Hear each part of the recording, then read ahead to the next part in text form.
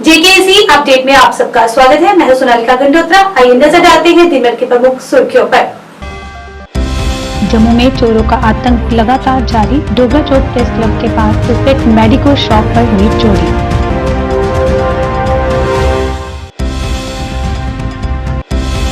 बढ़ती चोरियों को देखते हुए पुलिस द्वारा लगाए जा रहे हैं जगह जगह नाके।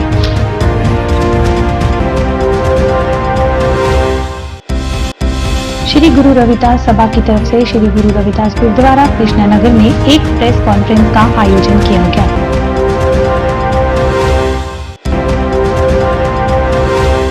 सुरनकोट के बेर क्षेत्र में लगाया गया मुफ्त मेडिकल कैंप।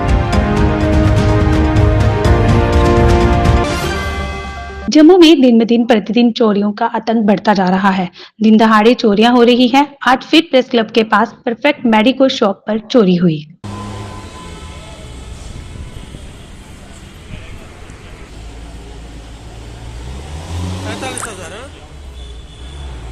उन्होंने कॉइन छोड़े हैं, बाकी उन्होंने कोई पैसा नहीं छोड़ा। 30,000 मेरा इसमें पड़ा था जो मैंने कल अपने बॉस को देना था।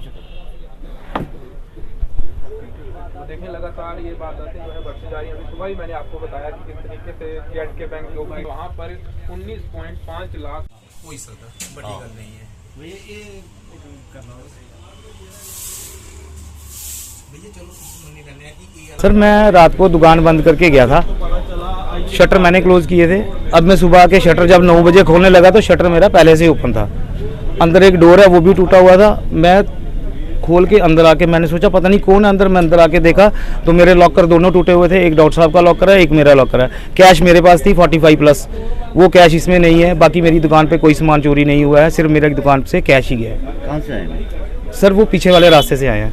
शटर पीछे से ओपन किया उन्होंने, आगे वाला शटर बंद था मेरा, वो मैंने सुबह ओपन किया। पहले मैंने पुलिस को बुलाया, कंप्लेंट कराई है। उसके बाद उन्होंने मौका देखा, फिर मैं आपको बाइट दे रहा हूँ।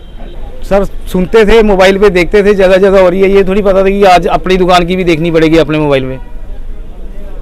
सीसीटीवी कैमरा लगाया? सीसीटीवी सर है, मगर मेरा ये 9 बजे के बाद ना बंद हो जाता है। मैं जब शटर क्लोज करता हूँ तो ये वाईफाई से कनेक्ट है, ये अपने आप ऑफ हो जाता है। सुबह 9 बजे शटर ओपन करता हूँ तो ये अपने आप ऑन हो जाता है। ये सर गलत आपको लगता है? जम्मू में पिछले कुछ दिनों से चोरी की वारदातें बहुत बढ़ गई हैं। इन वारदातों को मद्देनजर रखते हुए जम्मू कश्मीर पुलिस द्वारा जगह जगह नाके लगाए जा रहे हैं और आने जाने वाली गाड़ियों की चेकिंग भी की जा रही है। क्या काम करते हो?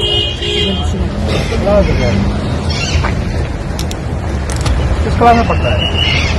4th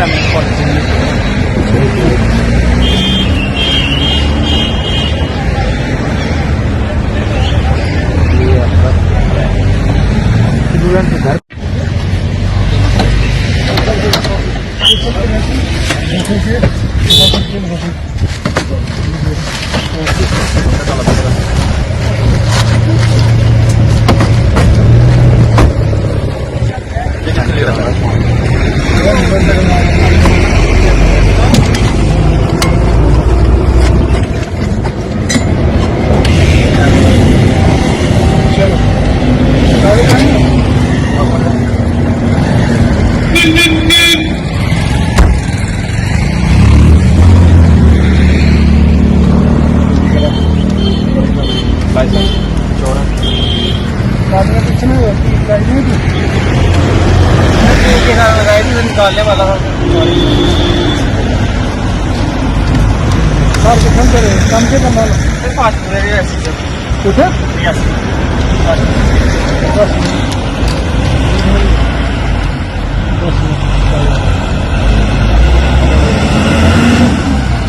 श्री गुरु रविदास जी महाराज के 648वें प्रकाश दिवस के उपलक्ष्य में शोभा यात्रा की अंतिम तैयारियों के लिए 29 दिसंबर, 5 दिसंबर और फिर 30 जनवरी को आयोजित सामान्य सदन की बैठकों के निर्णयों के मद्देनजर प्रबंधक समिति ने एक संवाददाता सम्मेलन में कहा, अधिकांश शाखा प्रमुखों ने भी भाग लिया और 9 फरवरी को मुख्यालय कृष्णानगर से आयोजित होने वाली शोभा यात्रा के अंतिम कार्यक्रम की रूपरेखा तैयार की गई और बहुफोर्ड शाखा गुरुद्वारा में इसका समापन होगा।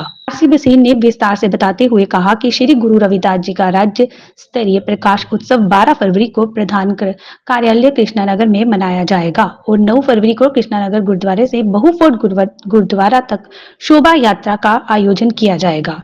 जिसके संबंध में 30 दिसंबर 2024 से पुलिस और नागरिक प्रशासन दोनों को सूचित किया गया है। सभा ने उप मुख्यमंत्री और जनजातीय मामलों के मंत्री से शोभा यात्रा का स्वागत करने का भी अनुरोध किया है। जैसे सबको पता है कि जब भी रविदास सभा संकट में आई, लोगों ने जनरल बॉडी की मीटिंग कॉल करके उस संकट को मिटाने की हमेशा कोशिश की।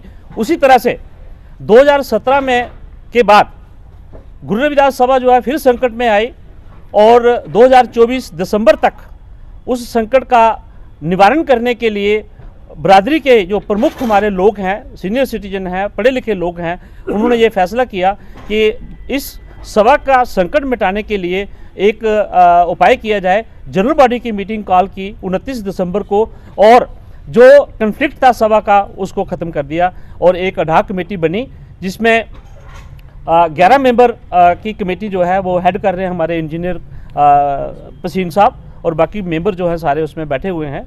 और उसके बाद हमारा जो काम था कि सभा को स्ट्रीमलाइन करना और सभा की इलेक्शन करवाना। पर चांस ये 2 दिन बीच में आए हैं, जन्मदिन का प्रकाशोत्सव है और दूसरा शोभा यात्रा है। ये हमारा दायित्व बनता है कि हम इसको सेलिब्रेट करेंगे और बड़ी धूमधाम से करेंगे।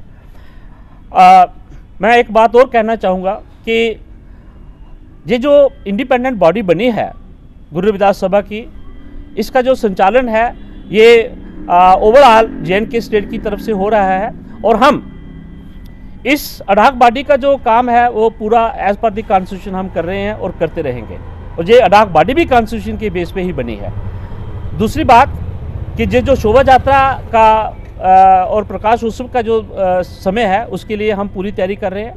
हमने सिविल और डिस्ट्रिक्ट एडमिनिस्ट्रेशन को हमने इन्फॉर्म किया हुआ है, बैलेंस टाइम इन्फॉर्म किया हुआ है, लेकिन उनके क्या परेशानियां हैं उनकी वो बात वो खुद जाने। लेकिन हमारी बरादरी लखनपुर से लेकर बनहाल तक जिसकी संख्या लगभग 4.5 लाख है वो इस दिन को मनाने के लिए तैयार बैठी है।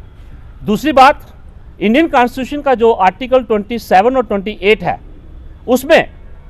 उसमें बरादरी के हर एक धर्म के लोगों को अपना गुरु रविदास महाराज का जन्मदिन हो या कोई और पर्व उनका अपना हो मनाने की उसमें बिल्कुल छूट है। और उसी आर्टिकल के सहारे मैं भी बात करना चाहूँगा, आपके सामने बात रखना चाहूँगा, हमें भी बरादरी का जो हमारा पर्व है गुरु रविदास महाराज की जयंती जो है उसको मनाने की हमें भी प्रॉपर छूट है। सुरनकोट क्षेत्र के पहली बार ऐतिहासिक घटना में सुरनकोट के सुधीर गांव बैर में एक मुफ्त चिकित्सा शिविर का आयोजन किया गया, जिसमें वंचित निवासियों के लिए आवश्यक स्वास्थ्य सेवाएं उपलब्ध कराई गई। शिविर में मुफ्त चिकित्सा जांच की गई, दवाइयां वितरित की गई और विभिन्न बीमारियों के लिए मरीजों की जांच की गई। Block medical officer BMO Surankote doctor Mohammad Yusuf, जिनके नेतृत्व ने इस पहल को सफल बनाने में महत्वपूर्ण भूमिका निभाई, बेर गांव के निवासी जो अक्सर भौगोलिक बाधाओं के कारण स्वास्थ्य देखभाल तक पहुंचने के लिए संघर्ष करते हैं, ने इस प्रयास की सराहना की और इसे सुरनकोट के इतिहास में एक ऐतिहासिक घटना बताया। के हुक्म के मुताबिक उसमें PHC से जो इंचार्ज है हमारे मलिक साहब डॉक्टर मौजूद हैं और ये फील्ड स्टाफ यहाँ मौजूद है, जितने भी यहाँ के मुलाजिम हैं वो बिल्कुल ऑन स्पॉट यहाँ मौजूद हैं। यहाँ सुबह से ही लेके इन टाइम तक अभी भी लोग जो हैं मेरे दाएं तरफ जो हैं वो मेडिसिन ले रहे हैं, दवाइयाँ ले रहे हैं। तरह तरह के पेशेंट आए यहाँ। बीच में कुछ ऐसे ब्लड भी तकरीबन 20 से 30 के दरमियान इनके लोगों के लिए गए हैं, सिंपल लिए गए हैं। उसके बाद दवाइयाँ दी गई हैं। कुछ डॉक्टरों की बीच में कमी थी, जैसे लोगों ने कहा आंखों के डॉक्टरों की थी। तो मैं उम्मीद रखूँगा नेक्स्ट कैंप जो यहाँ होगा बैर में, ये फार फ्लंग एरिया है, तो खुद डिपार्टमेंट के लोग जो हैं वो कह रहे हैं कि नीचे जो कैंप हुआ था इतने लोग नहीं थे, क्योंकि वहाँ जो मेरी PHC फजलाबाद है उसके मतलब जो मैं बात करूँ, वहाँ गिरदोरमा के जितने लोग हैं वो लोग अवेयर हैं। वहाँ से गाड़ियाँ सुरनकोट चले जाते हैं। ये फार फ्लंग एरिया मेरे दाएं तरफ आप देखें, जहाँ के आर्मी कैंप कोपरा है वहाँ उस टावर तक लोगों की बस में है। ये द्रेनिया गांव है, बड़ा नक्का गांव है, बंजरा गांव है। यहाँ अदर जो सोकड़ है सकारी के लोग यहाँ आए हैं, जो सिंघानी पंचायत के लोगों ने भी यहाँ मेडिसिन जो है बिल्कुल ली है, क्योंकि आज बड़ी खुश उसलूबी से यहाँ जो कैंप हुआ है हमने पूरा आंखों देखा, हाल देखा है। यहाँ एक्स पेंच सरपंच जो हमारे बीच होनहार सिविल सोसाइटी के जो मेरे सामने ये रफीक जी नौजवान, ये अब्दुल गनी साबका पंच, और मैं भी खुद इनके साथ ही खड़ा रहा हूँ। और बिल्कुल लोगों की खिदमत की गई है जो हेल्थ की तरफ से। इसमें हाँ एक चीज़ मैं ज़रूर कहूँगा, क्योंकि मैंने लोगों को अवेयर किया है कि अपनी दवाइयाँ जो ले रहे हो वो चेक करो, क्योंकि एम टाइम की दवाई जो है बिल्कुल उसकी कोई एक्सपायर नहीं थी मेरे सामने जो दी गई है। क्योंकि आज लोग जो है खिता पीर पंजाल के अंदर जो 1 महीना पहले से जो एक हवा उठी हुई है रजौरी के अंदर, क्योंकि कुछ लोग दवाइयों पे भी ऑब्जेक्शन करते हैं, जड़ी बूटियां खाने पे भी ऑब्जेक्शन करते हैं, पानी से भी डरते हैं लोग, क्योंकि जो रजौरी में हुआ है उसका आज तक किसी को कोई मालूम नहीं हुआ है कि वो बीमारी कौन सी थी, क्या है। इसमें मैं ज़रूर कहूँगा यहाँ सोच समझ के जो दवाई बच्चों की भी दी गई, नौजवानों को दी गई और बुजुर्गों को, खासकर यहाँ जो गोल्डन कार्ड का जो 70 साल अबो एज का एक मसला चला, वो कार्ड भी यहाँ लोगों के बनाए, और जो फैमिली मेम्बर बड़े हेड कार्ड थे वो भी यहाँ बने। बिल्कुल काम काज जो है बिल्कुल ठीक ठाक हुआ। तो दूसरी जानब मैं जाऊँगा ज़रूर कि यहाँ जो मेरे PHC के इंचार्ज मलिक साहब हैं, मैं इनसे बिल्कुल हर वक्त राब्ते में हम रहते हैं। वहाँ यहाँ का जो BMO साहब होते हैं, तो मैं उनके लिए आज आए थे, हम उनसे हमने कुछ बातें कहनी थी जो हमारी समाजी भी थी और हमारी जो गवर्नमेंट की तरफ से थी, वो हमने अपनी मांगे रखी थी। यहाँ तो एक सब सेंटर बैर है, ये बिल्कुल है, ये प्राइवेट घर में है, पहले से है इसी घर में, ये आपको सामने दिख रहा है। यहाँ स्टाफ भी बहुत ज़्यादा है, अगर पेशेंट आए तो कहाँ किया जाए। तो मैं आज आपके इस वीडियो की वसात से इन पूरे स्टाफ की सिफारिश की वजह से, मलिक साहब की सिफारिश की वजह से मैं कहता हूं कि फिल 4 हेल्थ डिपार्टमेंट जो है, इनके जिस मिनिस्टर के खाते में ये डिपार्टमेंट जाता है, मैं SDM साहब सुरनकोट से भी और DC साहब पुंछ से भी इसकी फंड दें हमें, तो ये हम जगह जो है प्रोवाइड करके इसका जो सब सेंटर का अपनी बिल्डिंग बने। कुपवाड़ा के स्थानीय लोगों ने पूर्व सैन्यकर्मी और उनके परिवार में हाल ही में हुए हमले की कड़ी निंदा की है। इसे अमानवीय कृत्य बताता है। इस घटना से व्याप्त आक्रोश फैल गया है और समुदाय के सदस्य इस तरह की हिंसा को रोकने की मांग कर रहे हैं। मीडिया से बात करते हुए सामाजिक कार्यकर्ता तौसीफ अहमद और डॉक्टर शेख जमशीद ने हमले की निंदा करते हुए कहा, ये पूरी तरह से अस्वीकार्य है। इस तरह के कृत्य मानवता पर हमला है और हम जिम्मेदार लोगों से इस संवेदनशील हिंसा को रोकने का आग्रह करते हैं। स्थानीय नेताओं ने गृह मंत्री अमित शाह और जम्मू कश्मीर के उपराज्यपाल मनोज सिन्हा से भी क्षेत्र में आतंकवाद को खत्म करने और स्थायी शांति सुनिश्चित करने के लिए कड़े कदम उठाने की अपील की है। बड़ी कोशिश रहती है कि जब भी जम्मू कश्मीर के अंदर अमन का माहौल कायम होता है, वो यहाँ के अमन के माहौल को बिगाड़ने की कोशिश करते हैं, क्योंकि उनको पता चला है जम्मू कश्मीर और बिलखुसूस वादी कश्मीर के लोगों ने पाकिस्तान को मुस्तरद कर दिया, उनकी पॉलिसी को उन्होंने अब दिल से निकाल दिया है।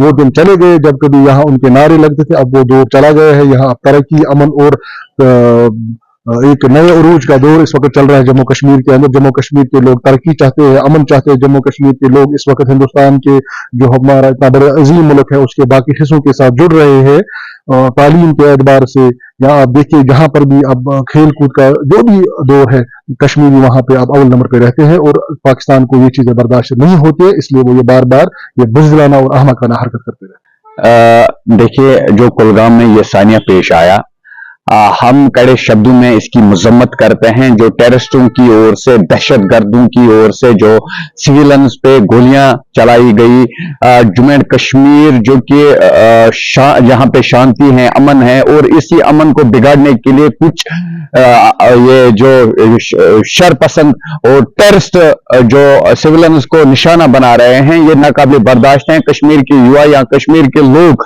इस चीज को बर्दाश्त नहीं करेंगे। हम कड़े शब्दों में इसकी निंदा करते हैं और honourable home minister of India Shri Amit Shah ji से ये कहना चाहते हैं और रिक्वेस्ट करना चाहते हैं और ऑनरेबल लेफ्टिनेंट गवर्नर से ये रिक्वेस्ट करना चाहते हैं कि जल्द अज जल्द जो भी इस किलिंग में मुलविस पाए जाएंगे उनके खिलाफ सख्त से सख्त इक़दाम उठाए जाएं, ताकि दोबारा से कश्मीर की शांति में भंग डालने के लिए ऐसे अफराद कश्मीर में बचने नहीं चाहिए। भारतीय जनता पार्टी के वरिष्ठ नेता मोहम्मद सिद्दीक खान ने अनंतनाग, निरपुरा, कोकरनाग में जनसभा को संबोधित करते हुए कहा कि लोगों को नेशनल कॉन्फ्रेंस सरकार से जो उम्मीद थी, बदले में लोगों को धोखे के अलावा कुछ नहीं मिला।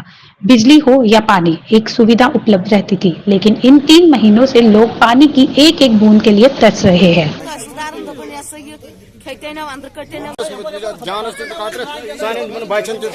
समंदर से मिले प्यासे को शबनम, ये रजा की नहीं बखीली है। तेरे शीशे में मैं बाकी नहीं, बता तेरी रजा क्या है। ठीक, हज़रत यूसुफ अलैहिस्सलाम वो 7 वरियन जेल खता कर भारतीय जनता पार्टी वनकस जम्मू कश्मीर मज मजबूती सान पकड़ सन अम जतियात खतर नहीं क्या सिर्फ लुकन हंद भलाई खतर लुकन हंद बजाई खतर। स्वच्छ भारत मिशन जो है भारतीय जनता पार्टी का एक अहम मिशन था। तो स्वच्छ भारत को आगे बढ़ाते हुए क्या हम अवाम उन्नास को परेशानी में मुब्तला करें, इनके इर्द गिर्द हम डस्टबिन रखें ताकि इनकी जिंदगी जहन्नम बन जाए। मैं यहाँ एसडीएम साहब को बताना चाहूंगा, तहसीलदार साहब को बताना चाहूंगा, आप सुपीरियर तब है, आप एसडीएम तब है, आप मजिस्ट्रेट तब है जब ये लोग हैं। अगर ये हमारी आवाम जो है ये टैक्स पेयर हैं, ये इस रियासत के, ये जमीन के यही बाशिंदे, यही मालिक हैं, आप इनके नौकर हैं। आपने कैसे हिम्मत की इनको यहाँ डस्टबिन रखने की? इसके लिए मरकजी सरकार ने एक हर घर जल जो एक स्कीम है, मैं अभी 10 मिनट आपसे यहाँ से इजाजत लेकर पहले मैं तहसीलदार साहब को मिलूंगा, एसडीएम साहब को मिलूंगा, जो उनकी शिकायत है उसके बाद अनंतनाग में जाकर बिजबारा में इनके पानी का मसला जो हल कराऊंगा। और इंशाल्लाह हमेशा हर टाइम पे 24 घंटे 24/7 भारतीय जनता पार्टी आवाम के साथ खड़ी है और आवाम पार्टी बनी। देखिए 42,000 करोड़ है, इस साल 41,000 करोड़ है, तो ये 1,000 करोड़ ये अभी 4 महीने के बाद और इसमें एक्स्ट्रा कर सकते हैं और 10,000 करोड़ का कोई प्रोजेक्ट बना सकते हैं। जम्मू कश्मीर की आवाम, ये जो बजट है ये आवाम दोस्त बजट है। इसमें आप देख लेंगे जो टैक्स का स्लैब था वो 7 लाख से 12 लाख तक पहुंचाया। उसका मतलब जो 12 लाख तक हर महीने कमाने वाले हैं उनको टैक्स में छूट दी गई है। जो नितिन गडकरी जी है उन्होंने कहा पैसे की हमारे पास कोई कमी नहीं है, डेवलपमेंट के लिए भारतीय जनता पार्टी का बिलीव है कि डेवलपमेंट। आज के अंक में बस इतना ही, कल फिर से मिलेंगे, तब तक दीजिए इजाजत, धन्यवाद।